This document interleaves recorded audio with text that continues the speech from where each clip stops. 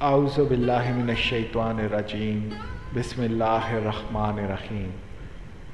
السلام علیکم پیارے دوستو، آج کا جو واقعہ ہے وہ سچائی پر مبنی ہے۔ 400 سال تک مسلسل تلاوت قرآن، یہ سچائی ہے۔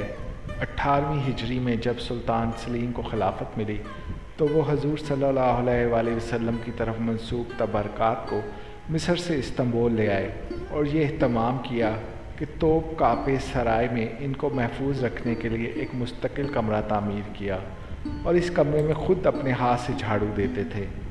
اس کے علاوہ اس کمرے میں انہوں نے حفاظ قرآن کو مقرر کیا کہ وہ 24 گھنٹے یہاں تلاوت کرتے رہے۔ حفاظ کی ڈیوٹیاں مقرر تھیں اور ایک جماعت کا وقت ختم ہونے سے پہلے دوسری جماعت آ کر تلاوت شروع کر دیتی تھی۔ اس طرح یہ سلسلہ بعد کے خلفاء نے بھی جاری رکھا۔ اس طرح دنیا میں شاید یہ واحد جگہ ہے جہاں 400 سال تک مسلسل تلاوت قرآن پاک ہوتی رہی ہے اور اس دوران ایک لمحے کے لیے بھی نہیں بند ہوئی۔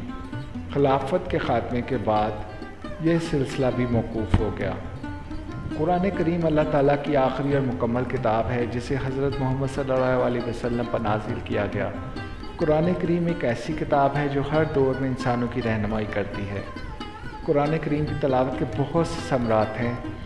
قرآن کریم کی تلاوت سے انسان کا قلب اور روح پاک ہوتا ہے۔ قرآن کریم میں اللہ تعالیٰ انسانوں کو نیک اعمال کی دعوت دیتا ہے اور برے اعمال سے منع کرتا ہے۔ قرآن کریم کی تلاوت سے انسان کے اندر گناہوں سے نفرت پیدا ہوتی ہے اور نیک اعمال کی طرف مائل ہوتا ہے۔ قرآن کریم میں اللہ تعالیٰ کی قدرت، عظمت اور رحمت کے بارے میں بتایا گیا ہے۔ قرآن کریم کی تلاوت سے انسان اللہ تعالیٰ پر ایمان اور بھروسہ بڑھتا ہے۔ قرآن کریم ایک علم اور حکمت کا خزانہ ہے۔